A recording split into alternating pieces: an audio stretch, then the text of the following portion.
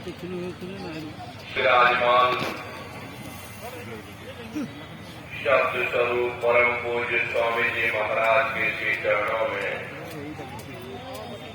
कोटि कोटि नमन प्रणाम करते हुए पूज्य दादा गुरु महाराज के पावन पुनीत भंडारे के शुभ अवसर पर सत्संग समारोह में पधारे हुए सभी सत्संगी धर्म प्रेमी भाई बहनों को सादर जय। प्रेमी भाई बहनों, जब वह परमात्मा को खुदा दुनिया को रोशनी देना चाहता है, किसी जीव को अपने पास बुलाना चाहता है, तो वह किसी संत महात्मा के जरिए अपने भेद को जाहिर करता है। यूट्यूब में डालूंगा ना। यही दीन इस्लाम कहता, यही यत्र मजहब कहते, यही गीता और कुरान कहती है। जब वह कुल मालिक किसी भी जीव को अपने पास बुलाना चाहता है, तो वह किसी संत महात्मा के जरिए अपने भेद को जाहिर करता है। मेरी भाई बहनों, एक जेल खाने के अंदर बहुत से कैदी रहते हैं। एक परोपकारी आता, वह यह देखता है इन बेचारे कैदियों के पास खाने पीने को अच्छा भोजन नहीं, वह कुछ धन खर्च करके अच्छे अच्छे भोजन पकवान बना करके उन कैदियों को खिलाना शुरू कर देता। भूखे को भोजन कराना। फिर कोई दूसरा परोपकारी आता, वह यह देखता है कि बेचारे कैदियों के पास पीने को ठंडा पानी नहीं, वह कुछ धन खर्च करता बर्फ का मीठा शरबत बना करके उन कैदियों को पिलाना शुरू कर देता। प्यासे को पानी पिलाना, यह भी एक अच्छा परोपकार है। फिर कोई तीसरा परोपकारी आना, वह यह देखना है वह सर्दी का मौसम है, इन बेचारे कैदियों के पास कोई गर्म कपड़े नहीं है, गर्म कपड़े बनवा करके उन कैदियों को देना शुरू कर देता। प्रेमी भाई बहनों, इन परोपकारियों के परोपकार से कैदियों की हालत सुधरती है, लेकिन वे रहते जेल खाने में ही हैं और कैदी ही कहलाते हैं। फिर कोई चौथा परोपकारी आना, वह यह देखता है कि भाई इस जेल खाने में से क्यों न इन कैदियों को ही आजाद कर दिया जाए। वह चौथा परोपकारी उन कैदियों को ही आजाद कर देता। यदि किसी का सबसे बड़ा कोई परोपकार है, तो वह चाबी वाले का परोपकार है। ठीक उसी प्रकार से इस भवसागर में फंसी हुई जीवात्माओं को निकालने की कुंजी, निकालने की चाबी नाम है, और वह नाम केवल संतों महात्माओं को ही प्राप्त है। जो जीव इस भवसागर से निकलना चाहते हैं, उनके लिए यह जरूरी है कि किसी संत महात्मा की खोज करें, उनके बताए हुए रास्तों पर चलें, नाम लेकर के नाम की कमाई करें। सतगुरु का नाम पुकारो, सतगुरु को हियरे धारो। यानी अपने सतगुरु को हर पल हर क्षण याद करते रहो। श्वास श्वास पर अपने सतगुरु का स्मरण करते रहो। लेकिन हम जीवों का दुर्भाग्य है कि हम दुनिया के जीव दुनिया का ही स्मरण करते हैं। हर इंसान अपने अपने काम का स्मरण करता, दुकानदार अपने दुकानदारी का स्मरण करता, कौन सा सौदा खत्म हो गया, कौन सा सौदा लाना है, कितना घाटा कितना मुनाफा। साक्षात अपनी खेती बाड़ी का स्मरण करता कि कौन से खेत में जुताई करनी, कौन से खेत में बुवाई करनी। फिर जिसका हम स्मरण करते हैं उन्हीं की शक्लें हमारी आंखों के सामने आकर खड़ी हो जाती हैं। यदि हम बेटा बेटी का स्मरण करेंगे तो बेटा बेटी की शक्लें आ जाएंगी। घर के कारोबार का स्मरण करोगे तो घर के कारोबार की शक्लें आ जाएंगी। टीवी में देखो इसी को महात्मा ध्यान करना कहते हैं। जिसका भी हम स्मरण करते हैं उसी का हम ध्यान भी करते हैं। और जिसका स्मरण और ध्यान कितना इन शक्लों और पदार्थों से हमारा मोह और प्यार पैदा हो जाता। रात को स्वप्न भी इन्हीं के आते और मौत के समय इन्हीं की शक्लें हमारी आंखों के सामने नाचना शुरू कर देती हैं। जहां आशा तह वासा, जिधर हमारा आखिरी वक्त ध्यान जाता है, हम दुनिया के जीव टीवी में मंदिर के साइड साइड का दिखा रहा ना, साइड साइड में। और सवाल ये उठता है कि कौन सी चीज हमें दुनिया में बार बार आई। दुनिया का मोह लाया, दुनिया का प्यार लाया। ये किसने पैदा किया? दुनिया के सुमरन और ध्यान ने पैदा किया। प्रेमी भाई बहनों, जैसे पानी की मारी हुई खेती पानी से हरी होती है, ये जिस तरह से लोहे को लोहा काटता है, ठीक उसी प्रकार से दुनिया के सुमरन को नाम का सुमरन काटता है। हमें उस चीज का ध्यान करना चाहिए, हमें उस चीज का सुमरन करना चाहिए जिसे कभी नाश नहीं होना, जिसे कभी फना नहीं होना। वह कौन सी चीज है? वह केवल नाम है। इसीलिए महात्मा कहते हैं कि वह सतगुरु का नाम पुकारो, सतगुरु को हियरे धारो और सतगुरु पर करो भरोसा, फिर करो न कुछ अफसोसा। बगैर भरोसे और विश्वास के एक कदम चलना भी मुश्किल पड़ जाता। देखो, जब हम रेलवे स्टेशन पर जा करके टिकट खरीद करके रेलगाड़ी में बैठ जाते हैं तो हमें पूरा भरोसा और विश्वास होता है कि हम अपने स्थान तक जरूर पहुंच जाएंगे। भले ही रेलगाड़ी लेट हो जाए, लेकिन हमें पूरा भरोसा होता है कि हम अपने गंतव्य तक जरूर पहुंचेंगे। ठीक उसी प्रकार से जब सतगुरु ने हमें नाम दे दिया, तो धाम जाने की टिकट दे दी, एक न एक दिन हम अपने सच्चे देश, सच्चे घर, सच्चे वतन जरूर पहुंचेंगे। नाम रूपी जीव कभी नरकों में नहीं जाता, ना ही महात्मा ऐसे जीवों को कभी छोड़ते हैं।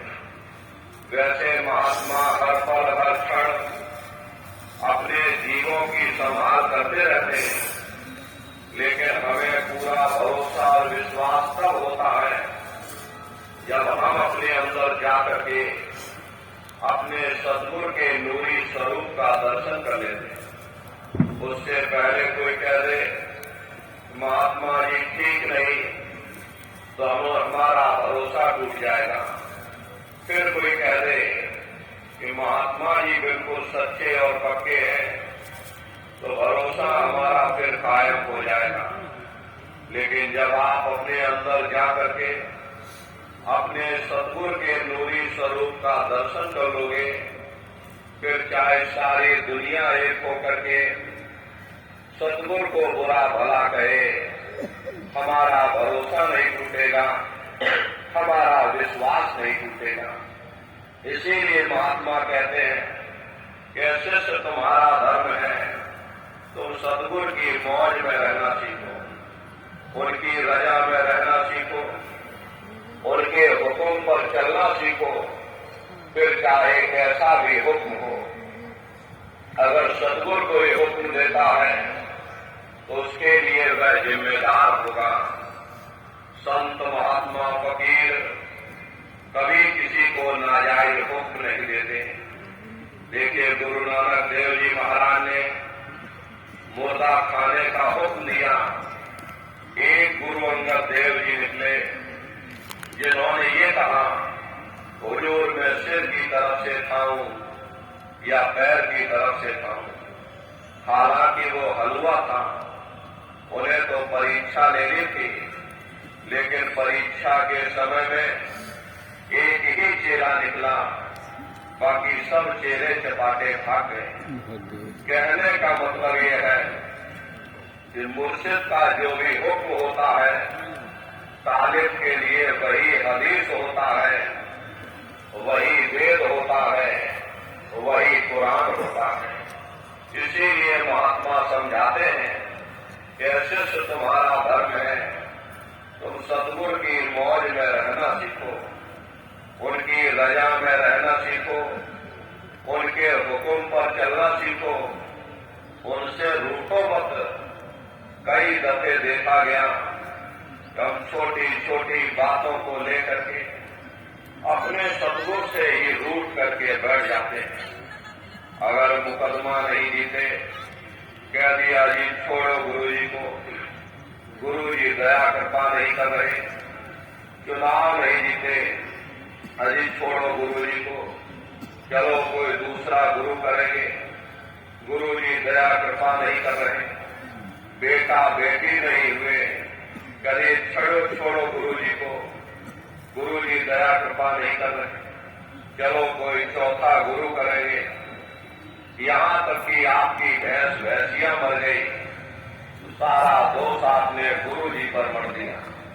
प्रेमी भाई बहनों, हमारा और सद्गुरु का ताल्लुक हमें मुकदमा जिताना नहीं, हमें बेटा बेटी देना नहीं, बल्कि हमें गुणधाम पहुंचाना है, जहां न फिर जन्मना है और न ही फिर मरना है। इसीलिए महात्मा कहते हैं, वह शिष्य तुम्हारा धर्म है, तुम सद्गुरु की मौज में रहना सीखो।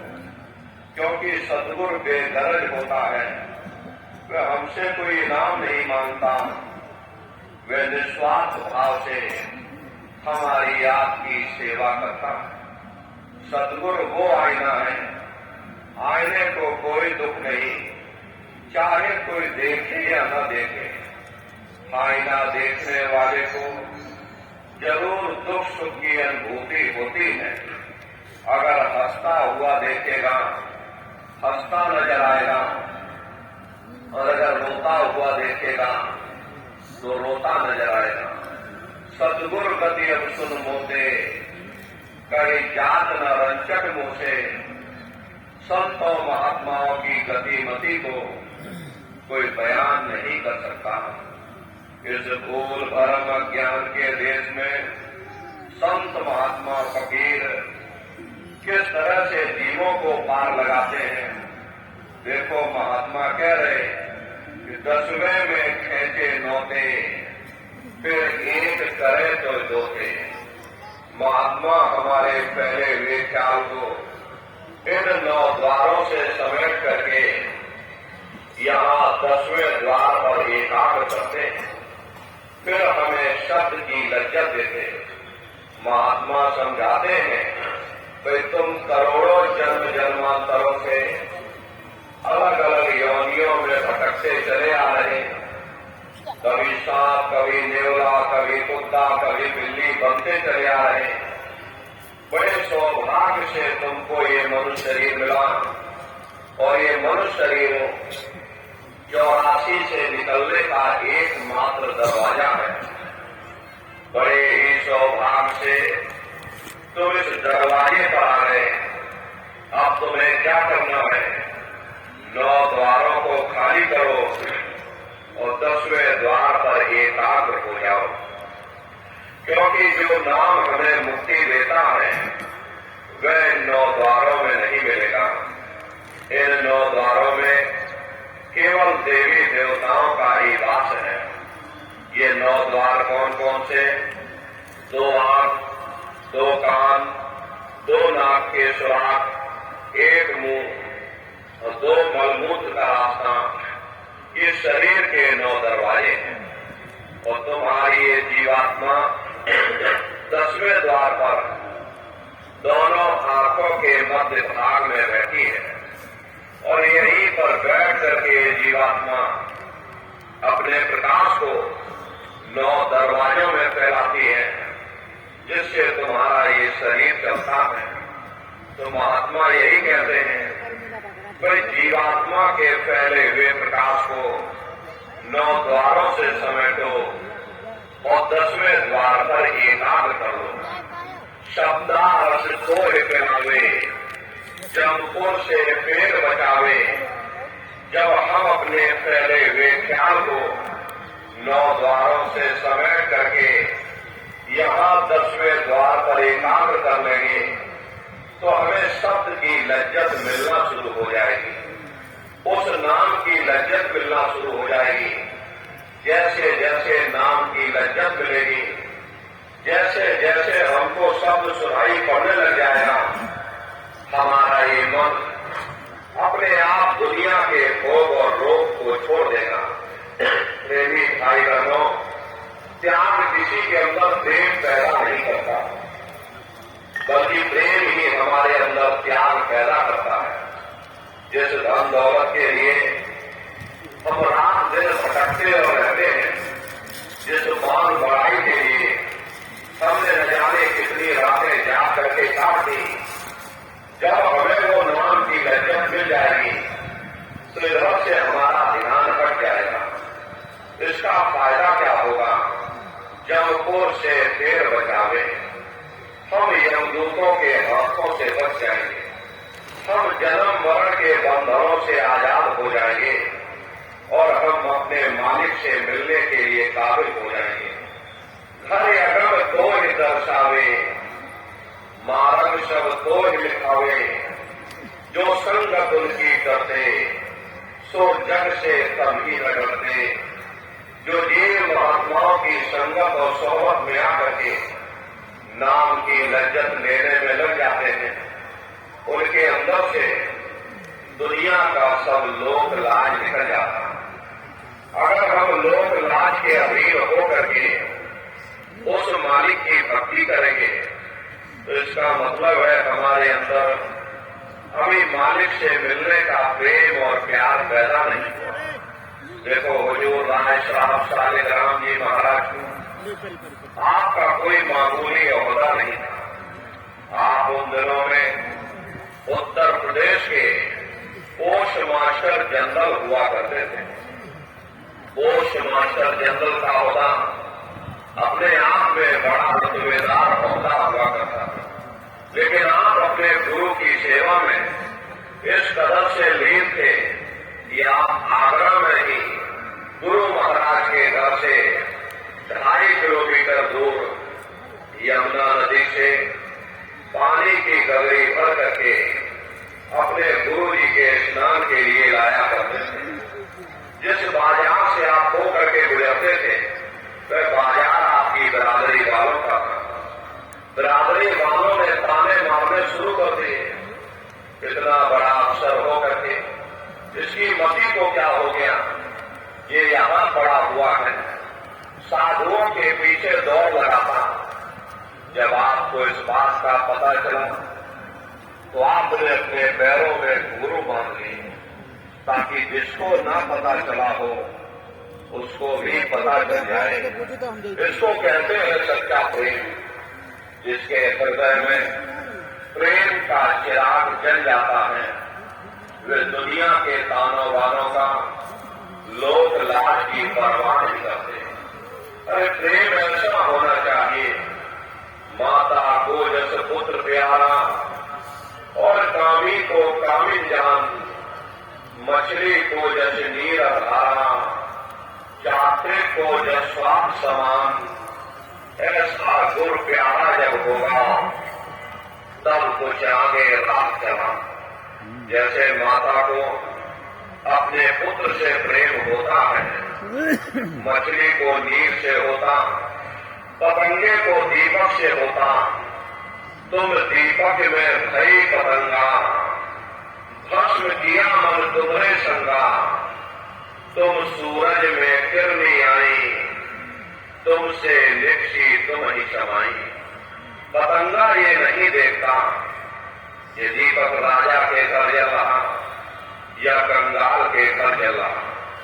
अरे उत्तम और चंडाल घर जहां दीपक उजियार, स्वामी मते पतंग के सभी ज्योत इच्छार। ऐसे ही जिनको मालिक से मिलने की ख्वाहिश है वे यह नहीं देखते हैं कि गुरु की जाति का है, गुरु के धर्म के हैं। अरे जात न पूछो सबकी, पूछ लीजिए ज्ञान। मोल करो तलवार की और बड़ी रहन दो ज्ञान। इसीलिए महात्मा कहते हैं भाई ऐसा प्रेम साधक को अपने गुरु के साथ होना चाहिए जैसे माता को पुत्र से होता है, मछली को नीर से होता है, पतंगे को दीपक से होता है, चकोर को चंद्रमा से होता। चकोर एक पंछी होता है। पूर्णमासी के अवसर पर जब पूरा चांद निकलता है तो अपना पूरा ध्यान उस चंद्रमा में लगा लेता। ज्यों ज्यों चंद्रमा ऊपर उठता त्यों त्यों चकोर की गर्दन ऊपर उठती चली जाती। और जब चंद्रमा पश्चिम की तरफ आता तो एक समय ऐसा आता है कि चकोर की गर्दन उसके पूंछ के साथ लग जाती, लेकिन वह चंद्रमा का ध्यान नहीं टूटता। इसलिए ऐसा प्रेम साधक को अपने गुरु के साथ होना चाहिए। जब लग ऐसी प्रीत न होवे तब लग साधन यही बखान। जब तक चंद्रमा और चकोर जैसी प्रीत न हो तब तक साधक को चाहिए कि अपने हृदय में गुरु के प्रति प्रेम और प्यार पैदा करने की कोशिश करें। और गुरु के प्रति प्रेम और प्यार पैदा होना ये कोई मामूली बात नहीं है, क्योंकि जन्म जन्मांतरों से हमारे आपके ऊपर पाप कर्मों के बोझे लदे हुए हैं जो हमें महात्माओं की तरफ जाने नहीं देते। कबीर साहब ने लिखा है कि कबीर पापी भरत न भावई, हर पूजा न सुहाए, माँ की चंदन पर हरे, जहाँ विदम कहा जाए। जिस तरह से मक्खी चंदन या कस्तूरी पर नहीं बैठती बल्कि रात दिन गंदगी में भिनभिनाती रहती, ठीक उसी प्रकार से हम मनुष्यों का हाल है। हमारे आपके खोटे पाप कर्म हमें महात्माओं की तरफ जाने नहीं देते, बल्कि रात दिन इंद्रियों के भोग और रोग में जलते रहते हैं। महात्मा कहते हैं तो जब आप महात्माओं की शरण में जाओगे, उनसे प्रेम करोगे, उनके बताए हुए रास्तों पर चलोगे तो तुम्हारा हृदय निर्मल होगा। और जब हृदय निर्मल होगा तो तुम्हारा ये मन शांत हो जाएगा। और जब मन शांत हो जाएगा तब नाम की कमाई करने में तुमको वो लज्जत मिलेगी। जब ध्यान पर बैठोगे, भजन पर बैठोगे तो तुम्हें वो शब्द सुनाई पड़ने लग जाएगा। शब्द शब्द पौड़ी पर चढ़कर पहुंचो सचखंड सतनाम। संत मत कोई मजहब नहीं है, यहाँ न कोई हिंदुओं के लिए लिहाज है, न ही कोई मुसलमानों के लिए लिहाज है। अरे भाई, आप हिंदू होकर के अंदर जाओ, आप मुसलमान होकर के अंदर जाओ, आप सिख या ईसाई होकर के अंदर जाओ। संतों का उद्देश्य सबके लिए एक ही होता। ताते पहले गुरु को ध्याओ और काम सब पीछे जान। गुरु की मूरत हृदय बसाओ, चंद्र चकोर प्रीत घट्यान। रूहानियत की तालीम पूर्ण गुरु से प्राप्त होती है, जो शब्द या नाम के भेद को जानते हो। ऐसे पूर्ण गुरु की खोज करो, उनके बताए हुए रास्ते पर चलो, उनकी संगत और सोबत करो। और गुरु सोई जो शब्द सने ही, शब्द बिना दूसर नहीं से ही। शब्द कमावे सो गुरु पूरा, उन चरणन की हो जा धुरा। और पहचान करो मत कोई, लक्ष्य लक्ष्य न देखो सोई। शब्द भेद लेकर हुक्म उनसे, और शब्द कमाओ तुम कर्मों से। यानी शब्द स्वरूपी शब्द अभ्यासी महात्माओं की खोज करो, जो शब्द या नाम के भेद को जानते हो। ऐसे महात्माओं की खोज करो, ऐसे महात्माओं की संगत और सोहबत करो। क्योंकि हमारा ये जो मन है, ये संगत और सोहबत का बहुत जल्द असर लेता है। यदि हम शराबियों के पास बैठेंगे तो शराब पीने की आदत पड़ जाएगी। यदि हम जुआरियों के पास बैठेंगे तो हमें जुआ खेलने की आदत पड़ जाएगी। कबीर साहब ने लिखा है कि कबीर संगत साधु की, जौ की भूसी खाए, खीर खान भोजन मिले और ताकत संग न जाए। अगर मालिक के भक्तों और प्यारों की संगत में जाकर के हमें सूखे टुकड़े खाने को मिल जाए, तो वे मनमुखों की संगत में जाकर के खीर हलवा और स्वादिष्ट भोजन से कई लाख दर्जे अच्छे हैं। इसीलिए महात्मा समझाते हैं, वे गुरुमुखों की संगत करो, उनके बताए हुए रास्ते पर चलो और नाम लेकर के नाम की कमाई करो। प्रेमी भाई बहनों, यदि महापुरुषों के इन चंद शब्दों को हम लोग याद रखते तो निश्चय ही हम अपने जीवन के लक्ष्य का पता पा जाते हैं, अपनी आत्मा को परमात्मा के साथ मिलाते और प्रभु के साथ मिलकर के उस आराम और चैन को पा जाते हैं जो इस जड़ दुनिया में, इस जड़ संसार में नहीं मिलता।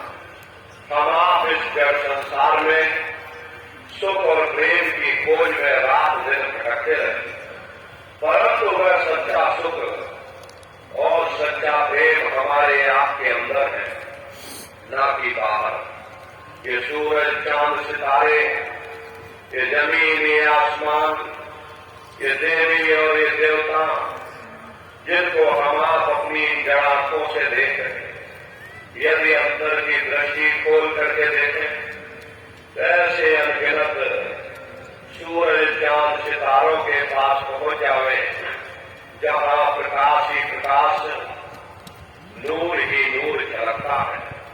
परंतु हम सुख के देश को, सुख के स्थान को और अपने मालिक को ही भूल बैठे।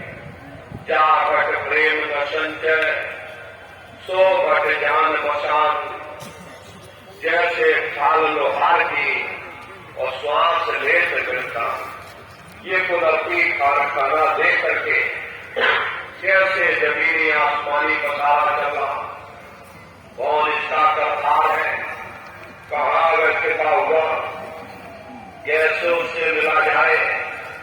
जिस घट में ऐसे प्रीतम के, ऐसे पुरुष के दर्शन और दीदार की विरह और तड़प नहीं है, वह घट गोया मसान के समान है। छोटे इंसान चीरते हैवान, हर इंसान का फर्ज हर इंसान का कर्तव्य, हर एक इंसान को यह सोचना होगा कि मृत्यु पर्यंत हम कहाँ जाएंगे, हमारे बाल बच्चे कहाँ जाएंगे, हमारे रिश्ते नातेदार कहाँ जाएंगे, हमारे कुटुंब परिवार वाले कहाँ जाएंगे और इनकी उस समय पर क्या हालत होगी। पड़े सब मोह की फांसी, लोग ने मार कर खाई। ये जो परमात्मा को भूल करके हम जो दुनिया से मोहब्बत किए बैठे, धन दौलत जमीन जायदाद से मोहब्बत किए बैठे, वास्तविकता यही है कि हमने अपने हाथों से ही अपने गले में फांसी का फंदा डाल दिया। जब गला घुटता है तब हम रोते और चिल्लाते हैं। उस समय कौन तुम्हारी सहायता करेगा, उस समय कौन तुम्हारी पुकार सुनेगा। ये मोह ममता के कारण ही हम लोग संसार में दुखी बने रहते। अगर मोह ममता हमारे अंदर से चली जाए, कोई भी जीव इस संसार में दुखी नहीं हो सकता। अरे आप अपनी बुद्धि से विचार करिए, अगर हमारा बच्चा मर जाए, भूकंप आ जाए, भूचाल आ जाए, जब कितनों के बच्चे सब करके मर जाए, मन में रत्ती भर फर्क नहीं पड़ता। और अपना बच्चा कहीं मर जाए तो हमें रात भर नींद नहीं आती। पड़ोसियों के चाहे कितने जनाजे निकल जाए, मन में रत्ती भर फर्क नहीं पड़ता। अपनी औरत बीमार हो जाए, मन रात भर तड़पता है। कारण क्या है? कारण यही है कि मन ने बीवी और बच्चे को अपना समझा है और बाकी सबको बेगाना समझ लिया। जिसको आप अपना समझोगे वही तुम्हारे लिए दुख का कारण बन जाता। यहां न कोई अपना है और न ही कोई परमात्मा। प्रेमी भाई बहनों, न ही कोई पराया है। जो कुछ है परमात्मा का है। परमात्मा ने हमको दिया लिया और परमात्मा जो दे दे हर इच्छा, और परमात्मा जो दे दे हर इच्छा। हम किस बात का गिला शिकवा करते हैं, लेकिन हमारी हालत ये है, लोभ रूपी कुत्ता सदा अंदर ही अंदर भौंकता रहता, ये कभी चुप नहीं बैठता। जब भी परमात्मा के आगे हम हाथ जोड़ करके अरदास करते हैं, वही दुनिया की इच्छाओं और तृष्णाओं को मांगने के लिए करते हैं। कभी हमने परमात्मा का शुक्र नहीं किया कि शुक्र है परमात्मा, तूने खाने को रोटी दे दी, आधी दुनिया भूखी पेट सो रही। शुक्र है परमात्मा, तूने इतना अच्छा शरीर दे दिया, आधी दुनिया अस्पतालों के चक्कर काट रही। कभी हमने परमात्मा का शुक्र नहीं, बस मानते चले जा रहे, मानते चले जा रहे। जब परमात्मा हमारी अरदास को पूरी कर सकता है, उसे यह भी मालूम है कि हमें किस चीज की जरूरत है। प्यारे बेटे को बाप से मांगने की जरूरत नहीं पड़ती। अरे बाप तो चाहता है कि अपने प्यारे बेटे को सब कुछ दे दिया जाए, लेकिन देवी भाई बहनों, तुम प्यारा बेटा बनने की कोशिश करो, तुम प्यारे बेटे बन जाओगे। वो मालिक देने के लिए तैयार बैठा है। कहां लगता हो इस मन को, उन्हीं से मांस लुचवाई। हम सब दुनिया के जीव जानते हैं कि भाई महात्मा जी जो कुछ कह रहे ठीक कह रहे। दुनिया में सुख नहीं मिलेगा, दुनिया में शांति नहीं मिलेगी, लेकिन फिर भी प्रेमी भाई बहनों, कहां हम दुनिया का मोह छोड़ पाते, कहां हम दुनिया का त्याग छोड़ पाते। वही घूम फिर करके गड्ढे में गिर जाते हैं, जैसे भेड़ों के बाड़े में आग लग जाती है। लोग तरस खा करके भेड़ों को गड्ढे से बाहर निकालते हैं, लेकिन भेड़ें एक दूसरे का पीछा नहीं छोड़ती, घूम फिर करके गड्ढे में ही जाकर के गिरती है। वही हाल हम जीवों का है। हम दुनिया के जीव भी आखिर में घूम फिर करके गड्ढे में ही गिरते हैं। प्रेमी भाई बहनों, महात्मा जीवन की हकीकत को समझाने के लिए आते हैं। कि तुम्हारा असल वो परमात्मा है, वो परमेश्वर है। ये शरीर झूठ है। इस शरीर में बैठ करके तुम जिस दुनिया से मोहब्बत किए रहते हो, अरे वो भी झूठ है। ये झूठ हमेशा झूठ के मोह में फंसा रहता और अपने मालिक को भूला बैठा। जो अपना है, अपना बन सकता है, उसे हम अपना बनाने की कोशिश नहीं करते। जो अपने बन नहीं सकते हैं, उनके लिए रात दिन भटकते और तड़पते फिरते। प्रेमी भाई बहनों, महात्मा जीवन की हकीकत को समझाते हैं, लेकिन नतीजा क्या होगा?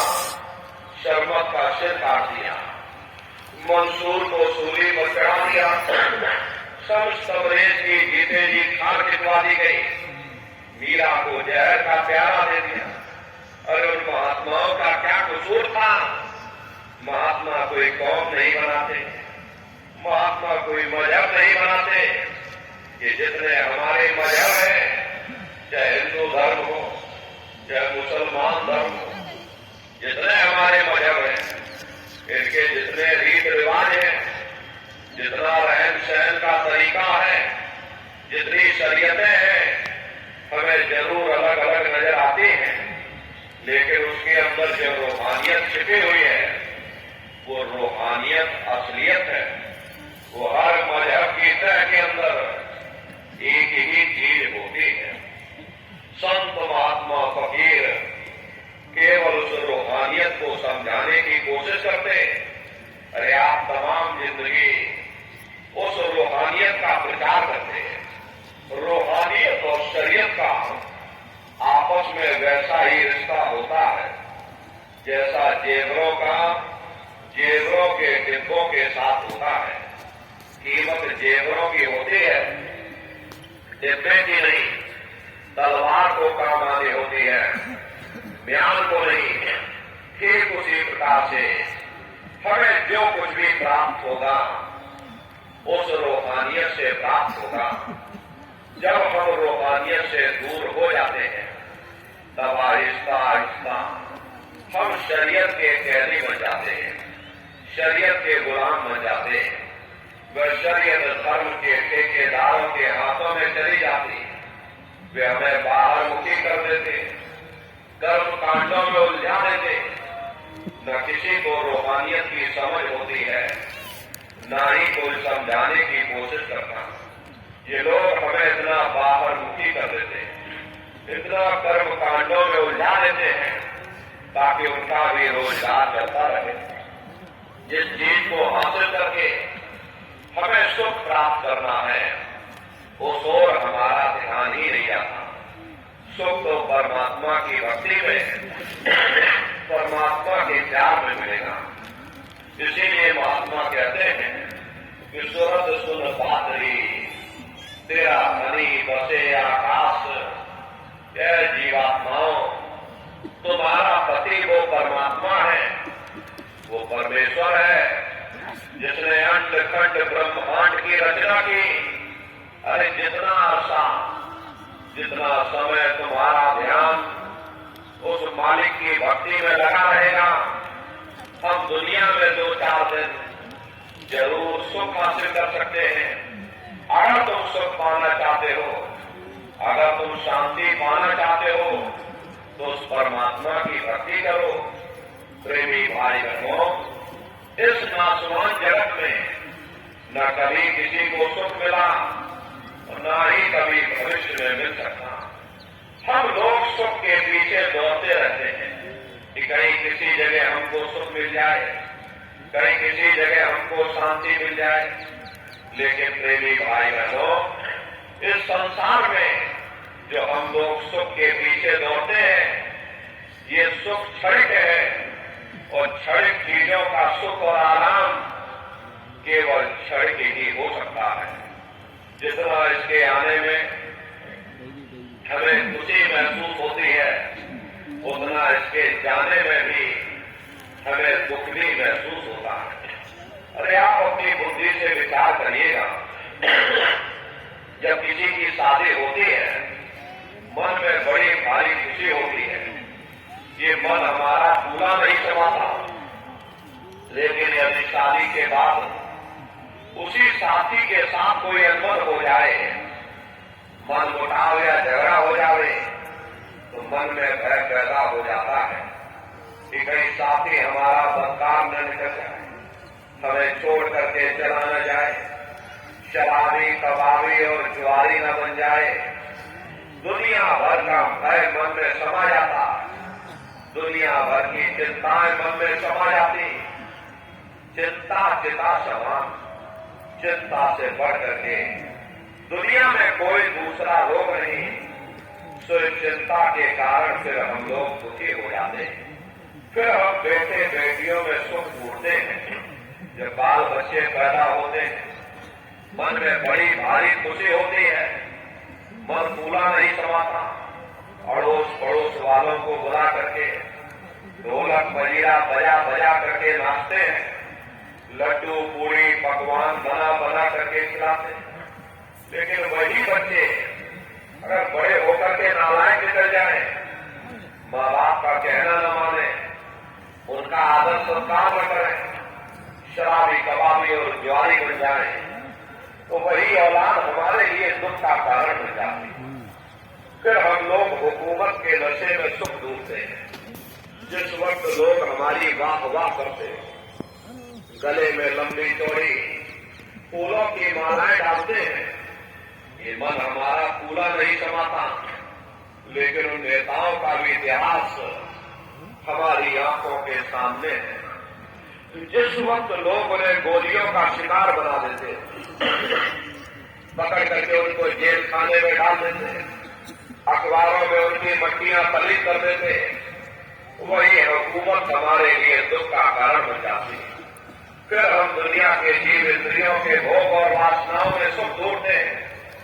लेकिन जिस वक्त बीमारियों का हिसाब हमें अपने शरीर पर देना पड़ता है, तब हमें होश आता है ये सुख का कारण है या दुख का कारण है।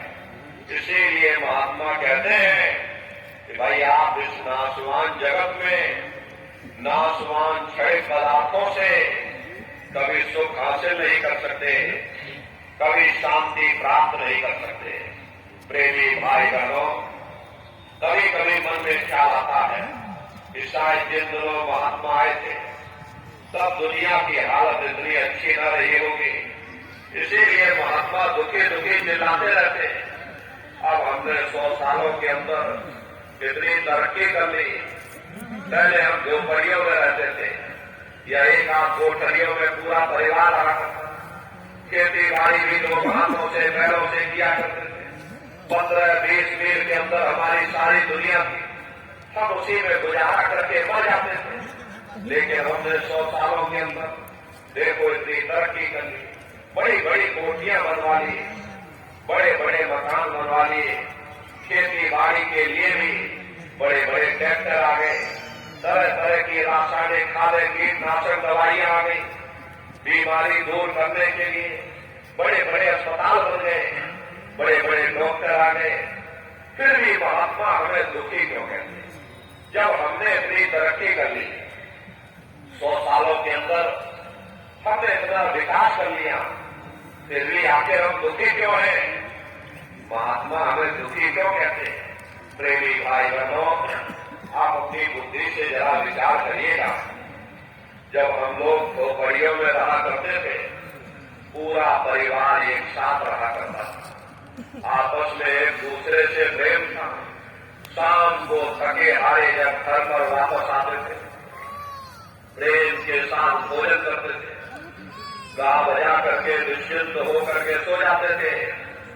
अब जब हमने इतनी तरक्की कर ली, हमने इतना विकास कर लिया, बड़े बड़े बिल्डिंगें बनवा ली, 9-9 इंच के उनमें गद्दे भी लगवा लिए, एयर कंडीशन भी लगवा लिया, फिर हमें नींद नहीं आती, नींद की गोलियां खा खा करके सोना पड़ता। प्रेमी भाई बहनों, पहले गांव में कोई मामूली हकीम हुआ करते थे। प्रेमी भाई बहनों, जो भी बीमारी होती थी, छोटी बड़ी जो भी बीमारी, गांव में कर दिया हाँ, करते थे। वो लगा हुआ है, अब जब बड़े बड़े अस्पताल हो गए, 100 सालों के अंदर हमने इतना विकास कर लिया, बड़े बड़े डॉक्टर आ गए, नई नई दवाइयां आ गई, तो बीमारी भी तो नई नई निकल आई। इसका मुख्य कारण यही है, लोगों का खान पान गंदा हो गया। प्रेमी भाई बहनों, जानवरों के जब कीटाणु इंसान के शरीर में प्रवेश कर जाएंगे, ऐसी बीमारियां महामारियां फैलेंगी। आज के समय में किसान अपने खेतों में तरह तरह की रासायनिक खादें, कीटनाशक दवाइयों का इस्तेमाल करने लगा, जिसका प्रभाव हमारे शरीर पर पड़ता है। और हम अन्न नहीं, हम जहर खा जाते हैं। कारण क्या होता, तरह तरह की बीमारियां उत्पन्न हो जाती हैं। अरे डॉक्टर जरूर है, पर मिलते किसको है? मिल भी जाए तो अस्पतालों में चारपाइयां कहाँ मिलती हैं, बीमार तो बेचारे बरामदों में पड़े रहते। और हम कहते हैं हमने तरक्की कर ली, बेशक हम इतना अनाज पैदा करते हैं, लेकिन कीमतें इतनी आसमान छू रही, बेचारा गरीब आदमी खा नहीं पाता। अरे अमीर आदमी तो वैसे भी नहीं खाता है, क्योंकि उसे शुगर हो रखी है। गरीब आदमी को मिलता नहीं, क्योंकि कीमतें आसमान छू रही। फिर ऐसी तरक्की से किसी का क्या फायदा हो सकता? पहले गांव में मामूली झगड़ा होते थे, 4 भले लोग मिल बैठ करके सुलझा देते थे। अब आप मुकदमा करके देख लो, क्या मजाल 20-25 साल से पहले आपको कोई फैसला मिल जाए? अरे कचहरियों में जाकर देखो, सही बात है, तीर्थों की तरह जमघट लगा हुआ, मानो कोई बहुत बड़ा तीर्थ स्थान हो। किसी से आप पूछ करके देखिएगा, किसी को फुर्सत नहीं है, डॉक्टर को फुर्सत नहीं, कारखानेदार को फुर्सत नहीं, वकील को फुर्सत नहीं, जज को फुर्सत नहीं, उद्योगपतियों को फुर्सत नहीं। सबके चेहरे पर चिंता और राउंड में बना रहा ना वीडियो, गोल में पूरा किसी का क्या फायदा हो सकता? प्रेमी भाई बहनों, लाखों ये का तरक्की का कसूर नहीं है। अब उसमें से साइड करके ना टीवी में लगाएंगे, वो टीवी में दिखेगा, देखना कितना अच्छा लगेगा देखने में। ये चीजें हमारे लिए बनी थी, ना कि हम उनके लिए बने थे। हम मशीनों के पुर्जे बन गए और मशीनों के मालिक न बन सके। हमको मालिक बनना चाहिए था। सबको रोटी मिलनी चाहिए, सबको कपड़ा मिलना चाहिए, सबको मकान मिलना चाहिए था, सबका मन निश्चिंत होना चाहिए था, घर में माँ बाप का सम्मान होना चाहिए था, समाज में प्रेम और सद्भाव की भावना रहनी चाहिए थी। यही तो जीवन में हर इंसान मांगता है। अगर जीवन में कीमतें और कदरें न रही, फिर ऐसी तरक्की से किसी का क्या फायदा हो सकता? इसीलिए महात्माओं ने जो कहा था, तब भी ठीक था, अब कहा तो अब भी ठीक है। दुनिया में न तब किसी को सुख मिला, न अब किसी को सुख मिल सकता। इसीलिए गुरु नानक साहब ने लिखा है, नानक दुखिया सब संसार। दुनिया का हर एक जीव अपनी अपनी जगह दुख और मुसीबतों से भरा हुआ है। यही सहज भाई ने लिखा, धन बनते सभी दुखी, निर्धन है धन रूप, और साधु सुखी सहजो कहे और पायो फिर रहू। जिसके पास धन दौलत है, जो राजा महाराजा है, जो सेठ साहूकार हैं, वे सबके सब दुखी हैं। उनको किस चीज का दुख है? बड़े बड़े जो तीसरे लोग और तिनको व्यापे चिंता रोग, ये जो चिंता रोग है उन्हें अंदर से खाई जा रही, तो चिंता के कारण बेचारे दुखी बने रखे। और जिनको रोटी कपड़े मकान की फिक्र लगी, उन बेचारे गरीबों को दुखी होना चाहिए। एक बार हमारे गुरु महाराज कलकत्ता में ही एक विशाल पार्क बना हुआ, बैठ के देख रहे हैं, विक्टोरिया पार्क के नाम से, बस के ऊपर बैठ के देख रहे गुरु हैं। महाराज उसी बगिया में बैठे हुए थे। दिखाओ। बगल से दो सेठ आए। देखो तो। दोनों सेठ गुरु महाराज के बगल में आकर के बैठे। सामने देखा एक मालिक घास काट रहा। घास काटते काटते मालिक को नींद आ गई और वह घास के ऊपर सो गया। दोनों सेठ आपस में बातचीत करने लगे। देखो उस मालिक को, सबसे ज्यादा सुखी तो वह मालिक है। कम से कम उसे नींद तो आ रही। हम लोगों को नींद तक नहीं आती। नींद की गोलियां खा खा करके सोना पड़ता। गुरु महाराज उन सेठों की बात सुन रहे थे। गुरु महाराज बोले, अरे भाई सेठ जी, तुमने अपने आप क्यों फैसला कर लिया? जाओ पहले माली से पूछ करके आओ क्या वो सुखी है या नहीं है। गुरु महाराज की बात को मान करके दोनों सेठ माली के पास गए और जगा करके पूछा कि भाई हमारे सवाल का जवाब दे दो, क्या तुम सुखी हो या नहीं हो? तो माली बोला, अरे बाबूजी, हम कहाँ सुखी हैं? सुखी तो देखो महलों में जो रह रहे, ऊंची ऊंची इमारतों में जो रह रहे, एयर कंडीशन में जो लोग रह रहे, वे लोग सुखी हैं। हम कहाँ सुखी हैं? गुरु महाराज उसकी बातों को सुन करके हंसने लगे। गुरु महाराज बोले, देखो सेठ कह रहा कि माली सुखी है और माली कह रहा सेठ सुखी है, और वास्तविकता यही है, यहाँ कोई सुखी नहीं। ना सुख विद्या के पढ़े और ना सुख वाद विवाद, और साध सुखी सहजो कहे, जो लागे शून्य समाध। न आलिम सुखी है, न गुणी ज्ञानी सुखी है, न बड़े बड़े विद्वान सुखी हैं। अरे सुखी वही है जिसने दुनिया में से अपने मन को निकाल करके और मालिक के चरणों में लगाया हुआ। इसीलिए महात्मा कहते हैं, तजो मन यह सुख दुख का धाम। संतों महात्माओं ने दुनिया को दुख और सुख की नगरी कह करके ध्यान किया, क्योंकि कोई इंसान आपको ऐसा नहीं मिलेगा जिसको हमेशा सुख ही सुख प्राप्त हुए हो, या कोई इंसान आपको ऐसा नहीं मिलेगा जिसको हमेशा दुख ही दुख प्राप्त हुए हो। अरे 10 दिन सुख में गुजर जाते हैं, थोड़ा बहुत दुख का सामना भी करना पड़ता, और यदि 10 दिन दुख में गुजर जाते हैं तो थोड़ी बहुत सुख की सांस भी आ जाती है। ये सुख दुख की समस्याएं हमारे पिछले जन्मों के पुण्य और पाप के कारण, जब पाप और पुण्य इकट्ठे होते हैं तब हमें इंसान का जामा मिलता है। यदि पुण्यों के कारण हम लोग सुखी हो जाते हैं तो उन पापों के कारण हमको दुख का सामना भी करना पड़ता। प्रेमी भाई बहनों, संत महात्मा इस नगरी को सुख की नगरी बनाने के लिए नहीं आते।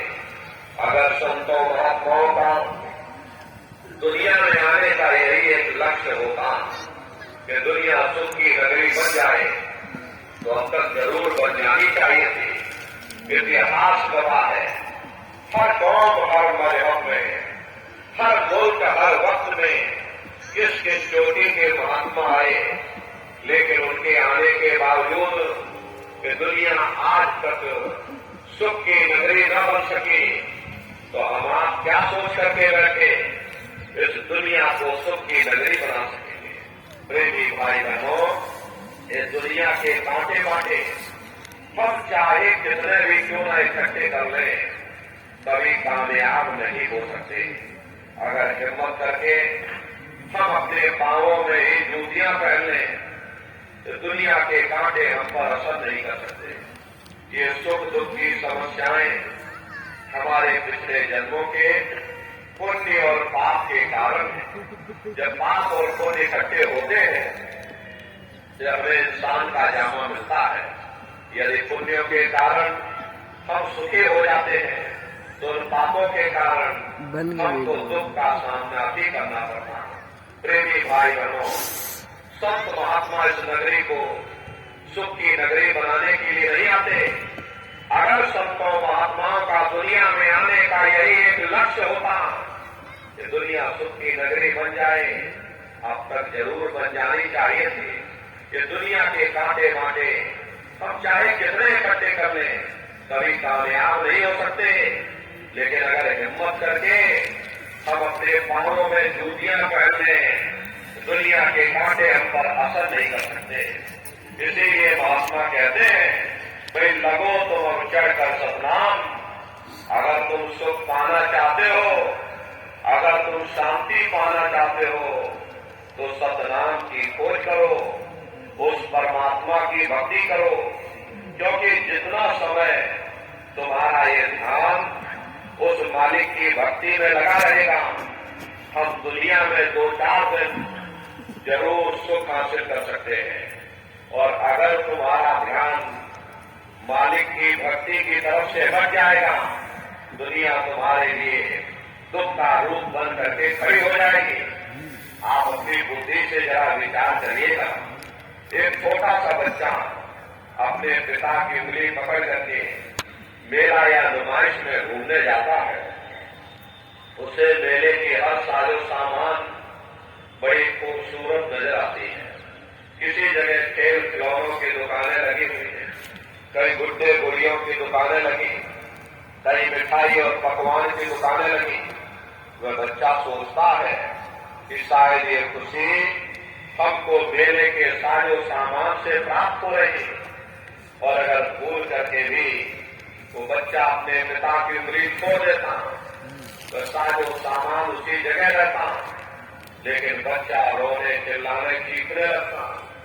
तब उसे खुद ब खुद महसूस होता है, ये खुशी हमें तभी तक प्राप्त हो सकती जब तक हमने अपने पिता की उंगली पकड़ रखी थी। अरे हमारा पिता कौन है? वो परमात्मा है, वो परमेश्वर है, जिसने अंड खंड ब्रह्मांड की रचना की। जितना आशा, जितना समय तुम्हारा ध्यान उस मालिक की भक्ति में लगा रहेगा, हम दुनिया में 2-4 दिन जरूर सुख हासिल कर सकते।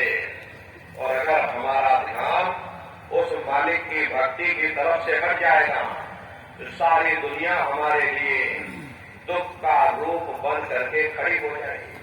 इसलिए प्रेमी भाई बहनों, चारों तरफ से अपने ख्याल ध्यान को समेट करके एक मन एक चित्त हो करके सुरत शब्द नाम की कमाई करो, उस परमात्मा की भक्ति करो। ये मनुष्य शरीर हम लोगों को इसीलिए मिला है और कोई दूसरा उद्देश्य नहीं।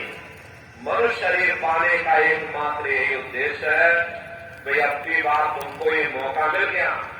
जब माँ के घर में आप उल्टे लटके हुए थे, उस समय परमात्मा से यही प्रार्थना आप करते थे कि हे परमात्मा, अब प्रभु कृपा कर हुए भांति और सब करे भजन करे दिन राति।